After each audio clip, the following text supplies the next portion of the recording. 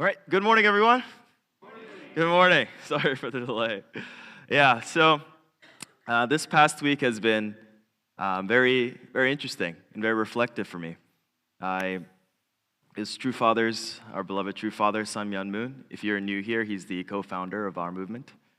His Seonghwa anniversary, and on Tuesday we had the opportunity to gather together as members of the community who have been touched by him, touched by everything that he's done, to commemorate his life. And so what we played here is just a short video, a summary of Father's life. But yeah, I just wanted to just pay respects to him. And I know around the country, many Sunday services today are talking about his life. But today I'd like to talk a little bit about why we're here.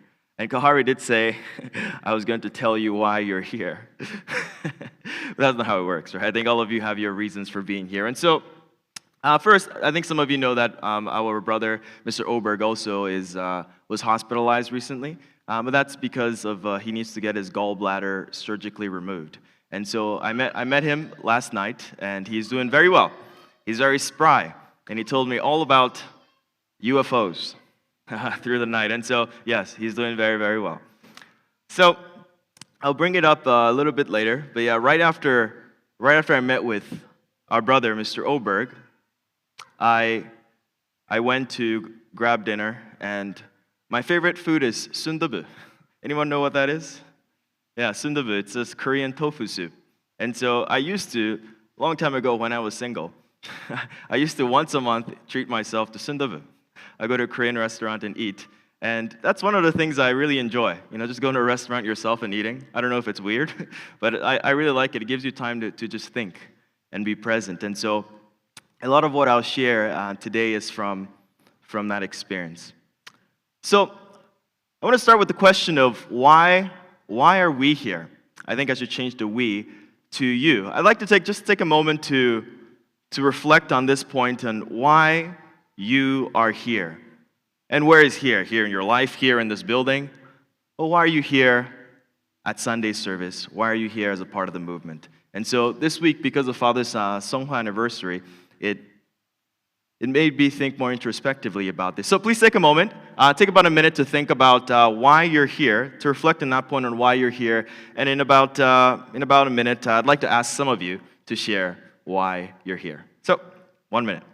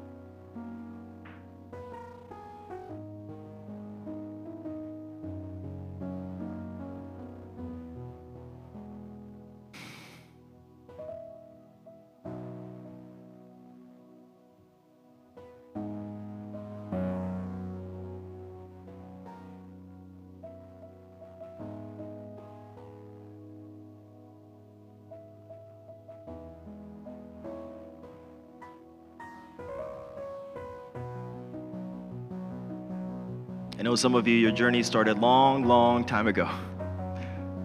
That was Mr. Oberg yesterday, and he's been around for 49 years. So that's almost double my life. So just reflect on that point. Why are you here? Why did you join 30 years ago, 40 years ago? Or if you were born within this movement, why are you here? Why are you still around, right? You could do anything on a Sunday morning, but you're here at church. Why do you choose to come?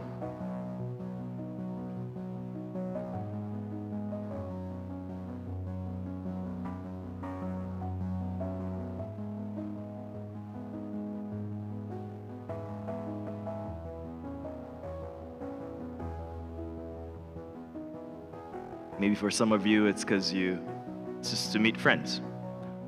Maybe for some, it's because you love our sandwich wraps. Today is sandwich wraps, by the way. I know Dr. Compton loves it. For some, it's a place of peace to come in communion with God. You just think very deeply about it, and in about 20 seconds, I'd like you to turn to each other.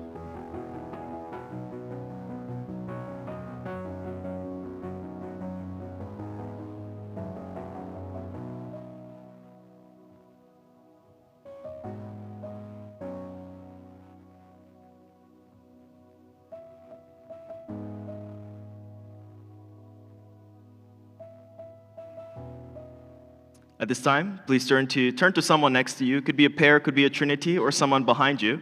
And I'd like you to just share what came up for you. Why are you here today?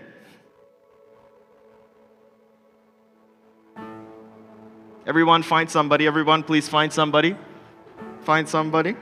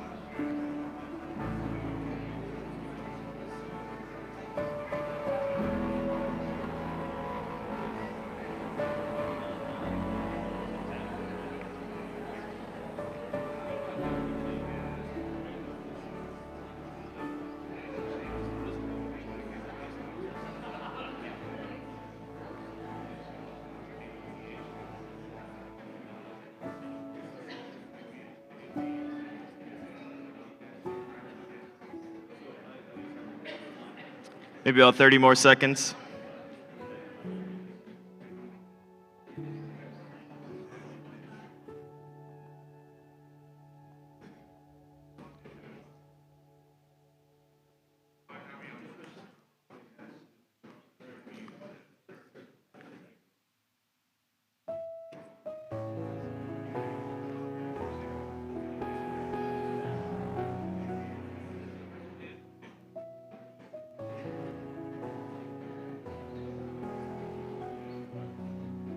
About 15 more seconds.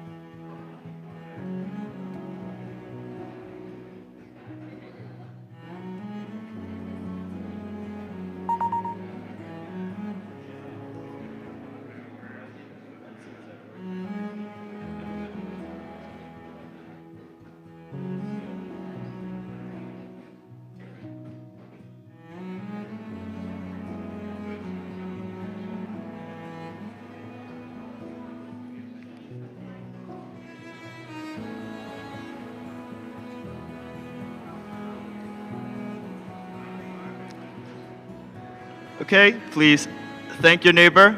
Thank your neighbor. Senki, if you can bring a microphone so we can ask just a few people. So I am very curious to hear some of what was shared. Some of you talked for quite a bit, and so I'm sure there's a lot going around, and you wouldn't be here today without having a reason. And so I'd like to So I ask a few of you, if you can, to share about why you're here in 30 seconds. 30 seconds. Would anyone like to share? I'll pick people if no one raises their hand. Okay, you have a brother right here.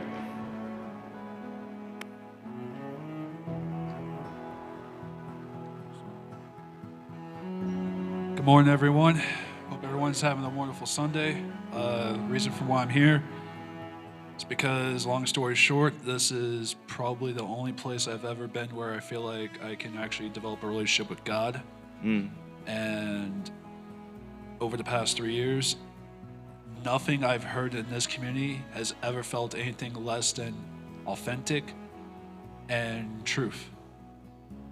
In a place where deception and misconception exist, this is probably the only thing that exists in this world that is the complete polar opposite.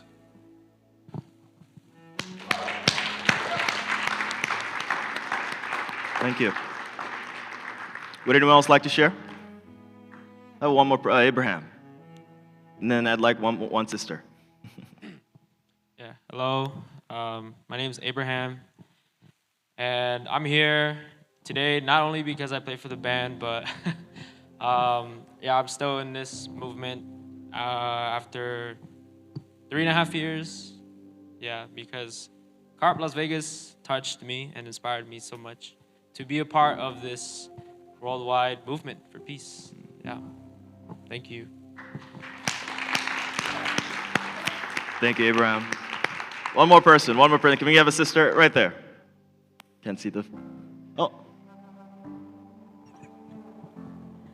I'm here because I haven't been here in a while for 3 weeks, just dealing with some stuff at home. And I believe that this church gives me the correct guidance, along with Ms. Ixeda, she's my church buddy. I just feel very welcome here, and it's a great community to be part of. Thank you. Thank you. Thank you, Sister Laura. So, we all have different reasons why we come to church. When you're young, you probably didn't even know you were coming to church. Probably just picked you up, brought you to church, if we have any babies here. When you get a little bit older, maybe in your teens, it's because it's habitual, because you've always been going to church. That was my life. Once you get older, you usually have to make a choice in your life as to why you keep engaging in your faith, why you keep coming, because it's those times when you have work, maybe 5 days, some 6 days a week. You have a family to take care of, and Sunday seems like a great day to rest. So you need something much more to keep coming. And so I'd like to just share with you a little bit about just a short part of my story. So at some point, many of you were a baby, right? And I don't remember much. My earliest memory as a kid was I might have been 2 years old, and I remember my parents had us live with my dad's friend. We called her an aunt, and I remember my sister and I was 2 years old. I can't believe I remember this, but my sister and I didn't like her, and so. I remember one day, my sister is 2 years older than me, so she was 4 years old. One day, my sister just grabbed me and says, "We're getting out of here." So, we didn't know where we were going, but it still baffles me till today that I was happy to get out. And so she grabbed me, and then we walked out of the house onto the street. And as we were taking a corner away from the house, my dad's car pulled up, and then he saw us, and he picked us up and took us into the house. So, in a sense, it's a miracle, at least for me. I can't believe I remember that, but I remember very vividly my dad showing up just at the right moment. I think any later, I don't know. Maybe we would have turned back. Many times my sister, in Japanese, anyone know what iede means in Japanese? It means if you want to run, get out of the house. So my dad was so strict, many times my sister would just pack her bags and walk out the door and then come back in. She literally packs all her clothes. So when you're this young, your parents will bring you to church. And it's a very crucial, important stage in our own lives of faith because it helps shape our reality. I once had to debate whether or not we naturally believe things or not. And the conclusion I came to, based on my research, was as humans, we are inclined to believe. Actually, when we're born, that's our natural propensity. How else would we learn anything, right? If your parents told you that this was a spoon, and you, as a baby, said, no, that's not a spoon, you'll never learn what a spoon is. And so we have a natural propensity to believe, and that's why these are very important developmental stages. But, going to church when you're, I think I might have been maybe 9 years old in this picture. It actually becomes a little bit of a chore when you're a little bit older. So around this age, Sunday wasn't necessarily a very pleasant day because I remember the mornings were always filled with yelling, right? We're late. Why are you watching cartoons? Why is your shirt not ironed? My dad was very strict, and he was very much about dressing properly. And so it was always very hectic in the morning, and it's a 40-minute drive to church. And it's not a comfortable ride. The car's AC wasn't working, so it's very warm trip to church. And I think this picture, you can't see it very well here because it's a bit dark, but if you look at over there, it's a very good depiction of my siblings and I mood on Sunday. I know exactly what happened. My dad yelled at me and my sister. And then my brothers just wanted to make sure they didn't get in trouble. So that's why we look like that. I think this was a special day and we're taking group picture as a family. But it's at this stage where you don't care too much about going to church. But you go because your parents bring you to. Your parents bring you to church. Yet I still had many experiences where because my parents brought me to church, I had experiences where I really felt like this was a place I loved to be. In case you're wondering, this is in Ghana, West Africa. And one time, a few months ago, our president, Reverend Dunkley, asked us, what should church feel like? Our co-founder, Mother Moon, says it should feel like a mother's warm embrace. So what does that feel like? And if I were to dig back into my childhood, to remember a time when I felt very happy to be a part of this community. I must have been around maybe 10 years old. And every Saturday, the president of our church, our pastor, he realized that the youth, we didn't have much to do on Saturdays. So then he created a choir. And he invited all the young people to come and be a part of the choir and to be the choir for church. And so Saturdays after Japanese school, I would go to church. And I remember these moments. So every Saturday night, we would go to buy hot bread, right? So it's like bread that just came out of the clay oven. And I don't know, that kept me coming every Saturday. It was that good. But something about being able to share that experience with your friends, come back to church, eat the bread, talk together, and go to sleep, and wake up the next morning, felt so peaceful. It felt really peaceful, and for me, it kept me coming back. And then, this is when I moved to America. I believe this was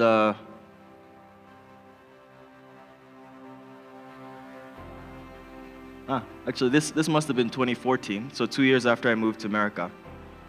So in this picture, I'm a teenager.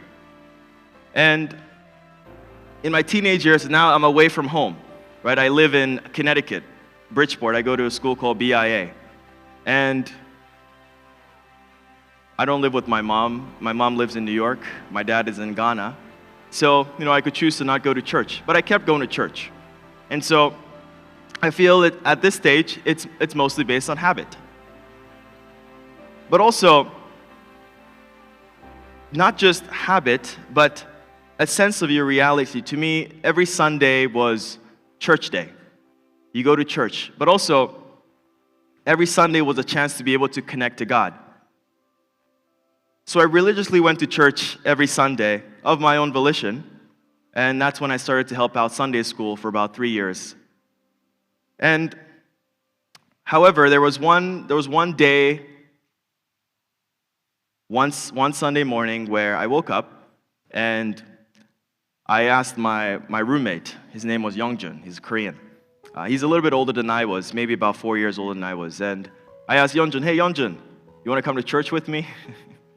And then Youngjun said, he doesn't believe in God. He said, "I don't believe in God."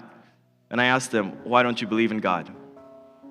And Youngjun said that he believes that people who believe in God are weak. And so it sunk in a little bit, and I spent the next hour or so. I ended up missing church that day. The irony.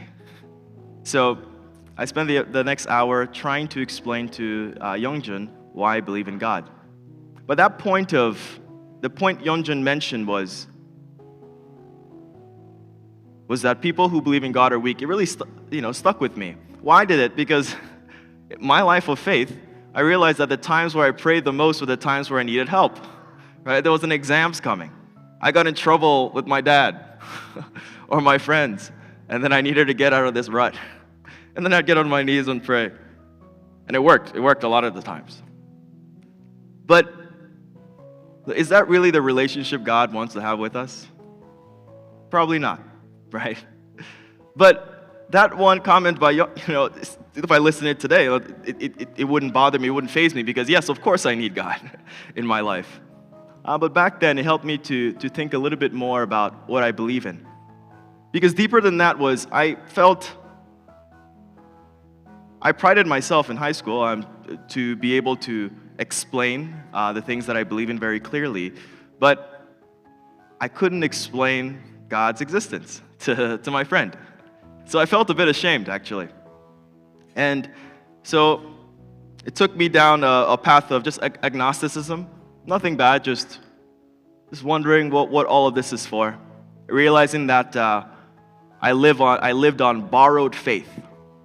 That my faith was more so crafted based on my upbringing, but I'd never come to understand God personally, understand who God was in my life personally. So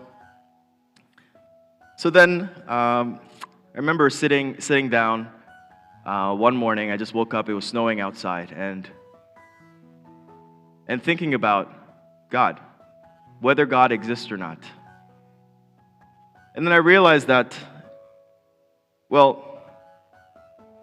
the existence of God, in order for us to understand and realize God in our life, we need to be searching.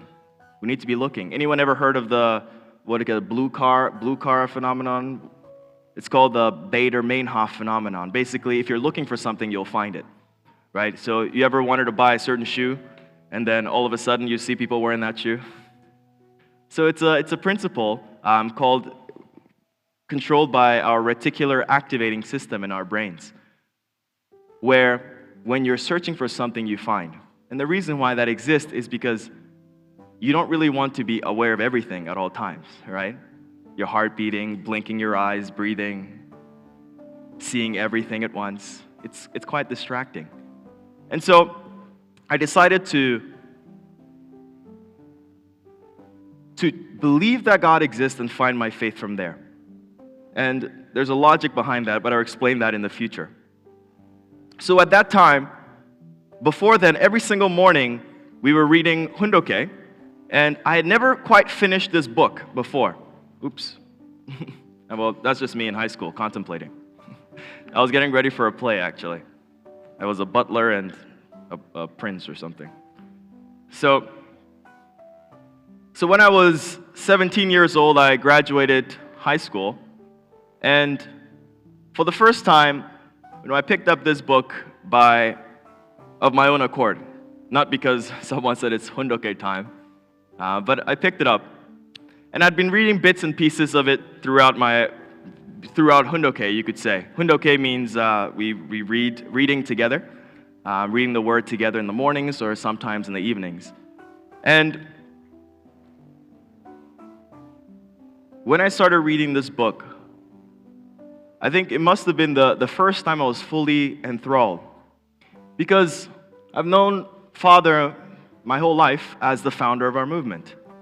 But I never really understood his story. Because at that time, it's one thing to know, to believe in God, but also it's another to choose which channel, which church, which movement. And there were many. I remember watching on CNN a video about true parents, and they were coming down the Cheonjeonggun, and then the announcer was describing them as coming down from their opulent palace where they reside, and it was painting a picture where true parents are kings and queens who live in luxury while the members are struggling. This was around when I was 16, 17. So when I picked up his book, I couldn't put it down. Because for the first time, I understood his story, Father Moon. And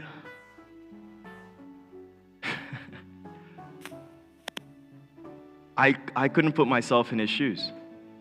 Because people accused him of being this cult leader. People accused him for creating all this for the sake of wealth. A man who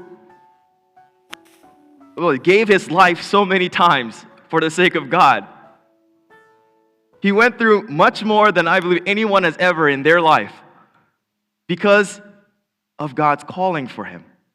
Because he wanted to realize the dream that God had hoped for. Because he wanted to ease God's sorrowful heart. And so for me, that completely transformed my view of God, this movement, but more so of True Father. Because I don't believe any man would sacrifice what they did for the sake of worldly fame. So that's a very basic understanding, but for me it was huge back when I was 17. And so at that time I was invited to staff at a workshop, a summer camp. This is Camp Sunrise. And for the first time in my life, I had never read the Divine Principle before. I had read the Divine Principle, but I never got past the first 4 pages. It was a complicated read for a 14-year-old.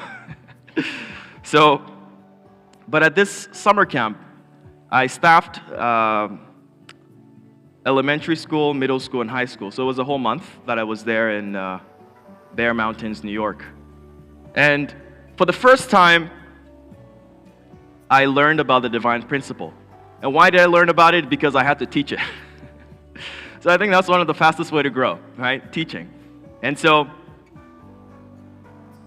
as we were going through the Divine Principle, it opened up my mind to the reality of this world. It opened up my mind to things that I had a hunch of, things that I kind of knew, but couldn't put all together.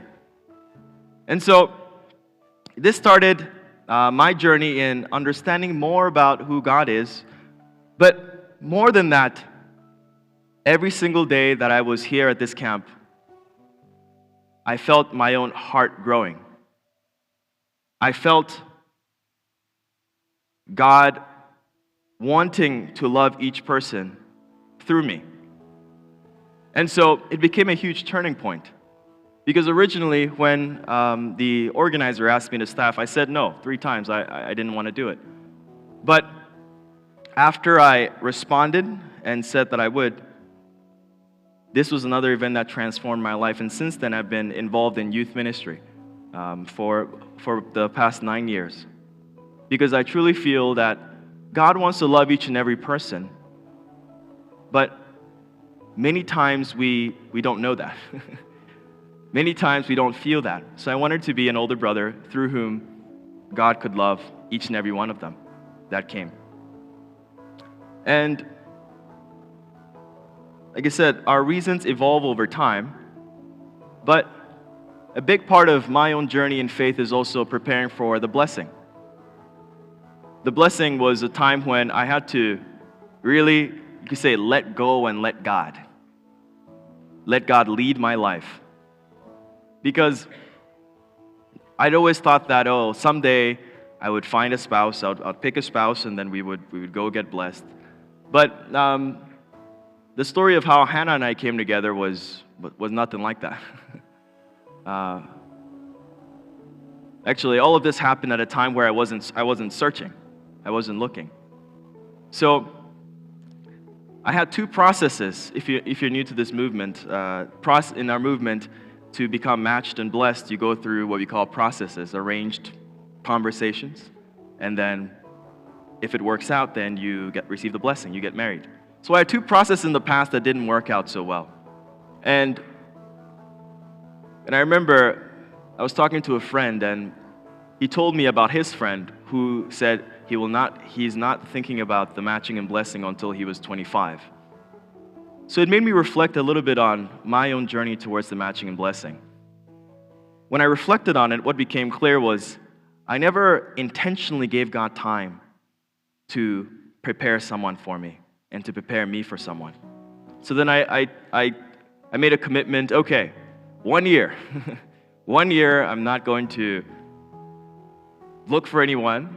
I'm not going to, I don't want to be engaged in any way, shape, or form with the matching or the blessing.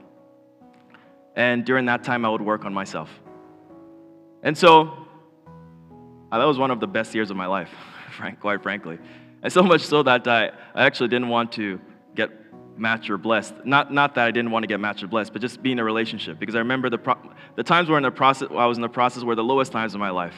And it was just emotional roller coaster. I can manage my emotions, but when you're working with someone else, it's a little bit difficult. And so I became a bit complacent, but around that time, I remember I did 3-day fast 2 times, and towards the end of the second one, my dad is in Ghana, and he just texted me. It's the first time he's ever texted me about matching and blessing, and he sees Hannah on morning devotion, and then he says, "Hey, are you thinking about the matching and blessing? What do you think about Hannah Bush?" And then I tell her, I'm not thinking about the matching and blessing. So that was in like July of 2021. And so that passes, I don't remember it. And my condition ends in September, but I'm feeling very just unwilling because I wake up whenever I want to wake up. I usually wake up very early, and I go to sleep, and I just didn't feel this drive to enter into a relationship. But months pass, and I remember going to a songhua, and this is a songhua that I wouldn't otherwise attend. I was just representing our leader. So I went to the songhua, the funeral service, and I remember during the dinner time, there was one of the New York pastor, some of you may know Reverend Edner, Pierre-Louis. He was sitting right across from me, and then he says, "Resfred, whenever I see you, there's just one person that I think of." And then he said, "Would you like to know?" I said, "Who is it?" And he says, "Hannah." I said, "Which Hannah?" He says, "Hannah Bush." So I didn't think too much of it at that time, and I just kind of continued on. And then another time, there was someone, a matching supporter had reached out to me about someone who would like to start a conversation. And at the time, I just wasn't sure. Like every day I pray about God guiding someone into my life, but then I realized, wait a minute, I'm not taking any step towards anything. So I called the pastor of New Jersey at the time, Crescentia. And when I called her, I just explained my dilemma, and then she said, before that, on January 2nd, we were on morning devotion again, and I was the MC, and Hannah was singing. She was singing a song, and then a sister from Chicago private messages me, said, Resfred, I don't know how to say this, but you and Hannah should get married. And the whole time I'm very flustered because, like, did she message her too? That I was a little bit worried. Luckily, that didn't happen. So then a few days later, I called Crescentia, and I just explained to her, because at the time there people who had approached my mother and myself, and I just wasn't sure when I should take the next step in my life. How can I know when God is calling me to enter into a matching process? And then Crescentia told me that she had a dream a year ago of me and Hannah together. So at the time, Hannah was on the gap year program, GPA, and you don't enter processes on it. So I kind of just let it be. And about 5 months later, Dr. Young, who was the regional president at the time, came to me, and we had a meeting. It was the first in-person meeting since COVID. And then we had a short break time. And then we're meeting. He kind of caught me for 15 minutes, and he wanted to talk to me about the matching and blessing. And at the time, he already had some people in his mind. He was thinking someone from Asia, somewhere in Asia, and someone in America. But he said that he's going to pray about it. And 3 days later, he was going on a boat trip fishing. They had a tournament, and after the tournament, he wanted to go fishing. So he invited me and a few others. And when we went fishing, at the end of the fishing trip, I sat with him in the back, and then he said, he was praying, and then, Hannah came to his mind. And so when I told this story to Jonathan Jesper, he said, God is hitting you with a spoon on your head. And so what happened was, he said that, but he's still going to pray about it because he's uncertain. And then 2 days later, he tells me that he already spoke to Hannah's parents. Please don't do that as a parent. And then that started kind of a long journey to the blessing with Hannah and I. But I share that to just share a little bit about how God has been guiding my life. And with receiving the blessing, I felt a renewed sense of purpose. Because now, it's not just to love my brothers and my sisters. It's also to be a true vessel of love for her. And also, together grow to maturation and to come to resemble God, our Heavenly Parent. And so, my reasons for being here has grown and has developed. And yesterday, we had a True Love Seminar, Peace Starts With Me True Love Seminar. And we have a number of people, a few new faces within the community. So in the beginning, we had an icebreaker. And then I asked them, why did you come to Las Vegas? And Aunt Kathy, what did you say? God called me here. And then Hiroko-san also said, God called me here. About half the people said, God called me here. Who feels that God called you here to this city? Wow. So, I personally feel the reason why we're all here is because God brought us here. No matter any external reasons, I do really feel like it's because God wanted you to be here. God wanted you to be a part of this community. God wanted you to contribute in some way to this community. God wanted to guide you in some way through this community. Father in the Chonsongyong said, please do not say, I am going to church because of so-and-so, People who say, I'm going to church for my beloved sons and daughters or for my beloved husband or wife will not be able to sustain their faith. They should rather go to church for God's sake. Why then do you go to church? It should be because of God. You should go to church to make God your own and to find God's love and make it your own. These are Father's words. And so, I think in order to understand this, we really need to connect to the reason why we're here. And that's why I really do feel like we're here because God brought us here. And God brings you here each time. Maybe it's because of habit. Maybe because you love your friends and your family.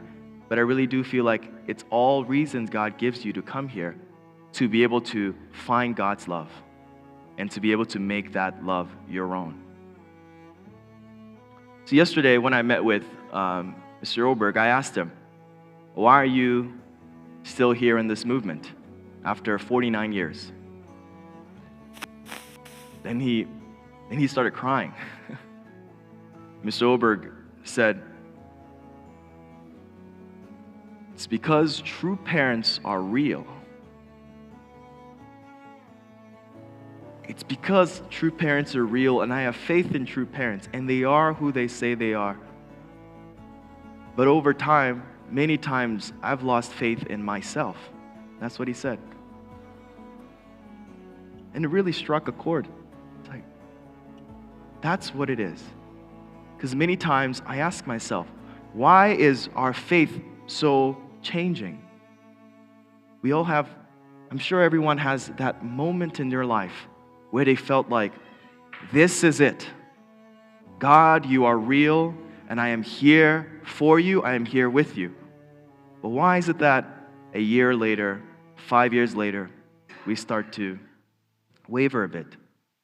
The reality of God never changed. But what Mr. Oberg said explained to me why I felt that way in many instances. I lost faith in myself. And when you break it down, that, to me, that was the reason why my own faith fluctuates. And so coming to church, as the previous slide said, if we can remember why we're here and center it on God each time, we can be able to realize God's dream and God's vision for us. And our faith can be even more staunch. He said true parents are real. And true parents are who they say they are. Our true parents. And it moved me deeply because the elder generation of our movement had it the hardest. We're talking about everyday witnessing, fundraising, for many, no income whatsoever. Once a business closed, you're asked to fend for yourself. Yet, you're still here. And so, I long to be able to have that level of deep faith and trust, as many of you do. Can we give a hand to the older first generation members here? I really do feel like more than anything, you being here is the reason why I am here. Because it's a testament to unchanging faith that this is real, that this is the truth. Imagine coming to a place where everybody who hits the age of 30 is no longer there, right? There's no testament in that. And so, recently, Reverend Dunkley coined this masthead, God's Dream, One Family. And that's our slogan. But more than everything, I think this encapsulates true parents and have God's dream.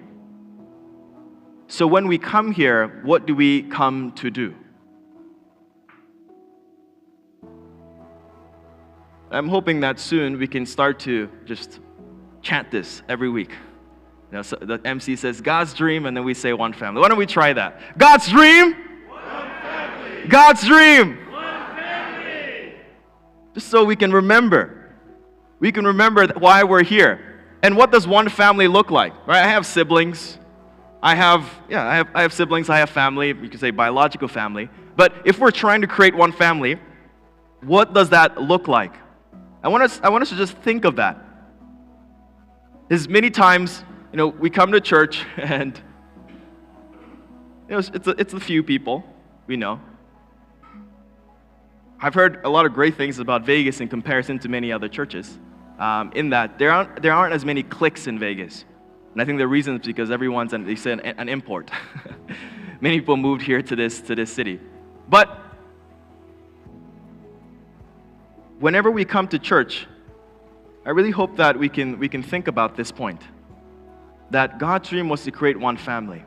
And not just one family in your home, one family in church, one family in your community, but one family in the world.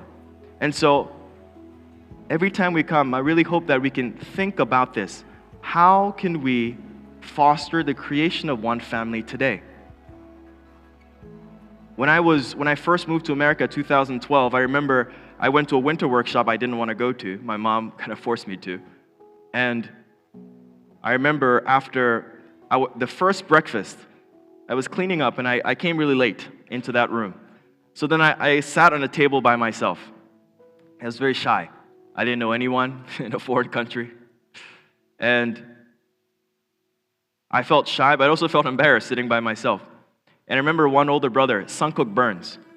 He came and he just sat next to me.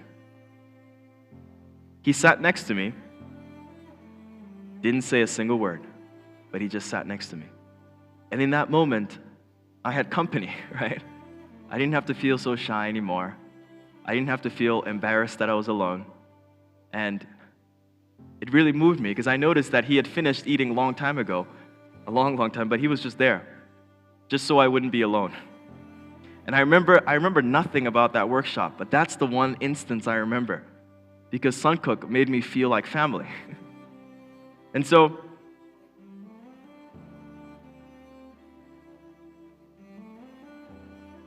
there are many times where people come through the doors, come to church, and I know they feel that way because they don't know you as much as your friends do.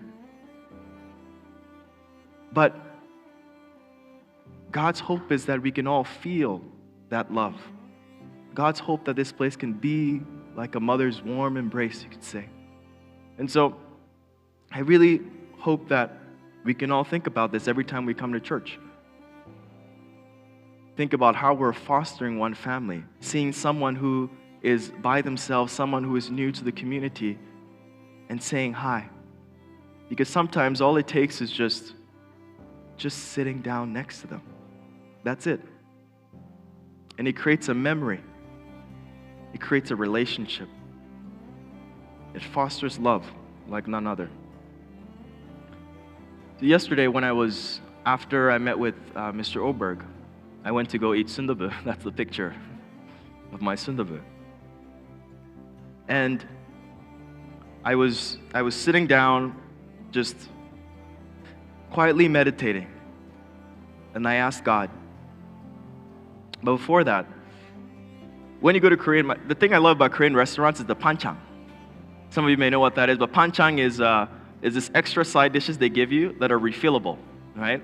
And so you never come out of a Korean restaurant hungry, no matter what you order. That alone will fill you up. So I remember I came in by myself. I finished the panchang. Sundubu costs like $14, relatively cheap. So I actually felt guilty asking for a refill of panchang because I'm just ordering for one small bowl of sundubu. And then every time I'm eating sundubu, I finish the rice before I finish the soup. So then I have to go to the remaining half of the soup with no rice.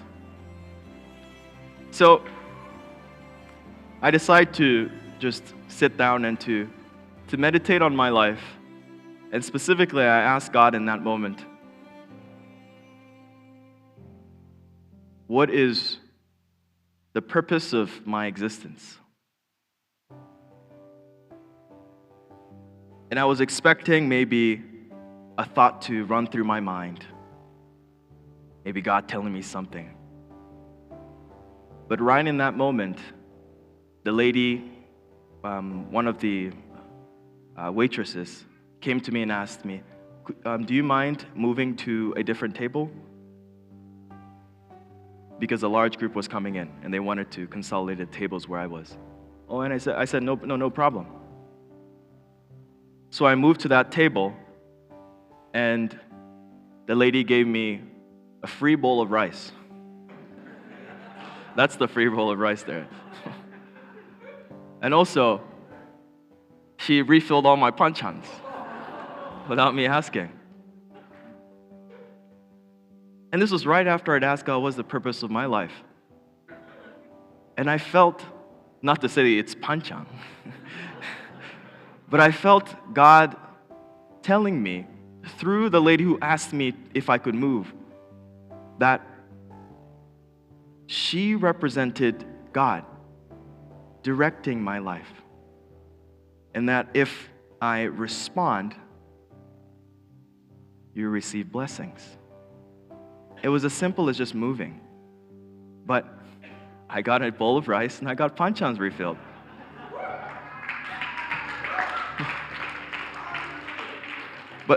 But it also made the world a better place. Because the 14 people that just walked in also could sit down, right?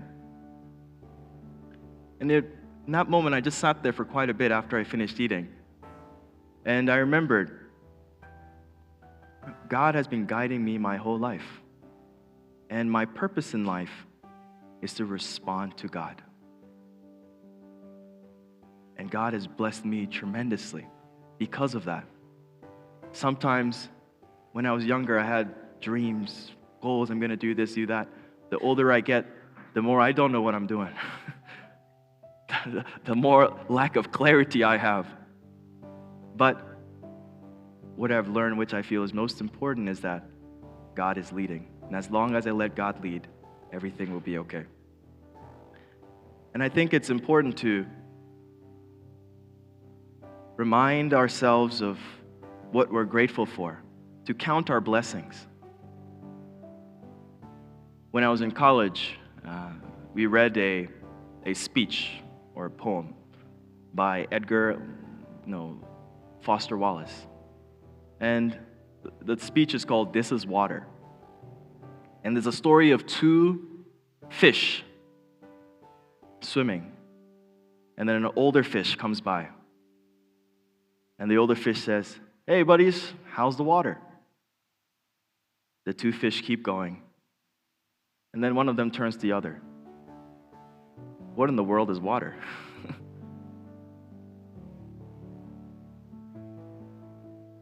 This is a story of how we don't notice the things that are around us most of the time. We don't know the blessings that are around us. And I'm very guilty of this. I was born and raised in Ghana. And in Ghana, there maybe about twice or three times a week, the lights would go out. And so we have to study under a candle. And also, usually around 2 or 3 times a week, the water wouldn't run. And so we lived on the 3rd floor of an apartment, and so we had to, take our buckets downstairs. There was like a tap that usually works. If it didn't work, we had to walk like half a mile, grab water, fill our tanks in the house. Now I remember that, and since I came to America, I've only experienced outages for 2.5 days. And that was back in Hurricane Sandy, in like 2012 or 13. 2012. Yet, my heart doesn't overflow with gratitude. And my situation is so different. I've never had a single day where water wasn't running, right? And so, it makes me think of I'm that fish that was out of water and got into water and then forgot that this water is saving my life. And so, as we follow God's path, the path that God is guiding us, God will bless us tremendously. I'm sure God has blessed you tremendously already, right? But it's also important to count our blessings. When I was in Ghana, we used to sing this song, "Count your blessings, name them one by one. Count your blessings, see what God has done. Count your blessings, name them one by one, and it will surprise you what the Lord has done. And I know that we call ourselves, blessed family members, people who are part of this blessed community. And so, let us count our blessing. And every week as you come into the church, as you come into Las Vegas, let's also think about why we're here, but ultimately, why God brought us here. I believe that is to make a family. And that's why we're called the family church. But also, let's expand this blessing too. Not just amongst ourselves, but to our neighbors, our friends, and people who don't have this love that our brother and sister feel when they come in here. So, that was everything I wanted to share today, for us to reflect deeply on why we're here and to act on it, to realize that in everything that God has in our life. Thank you.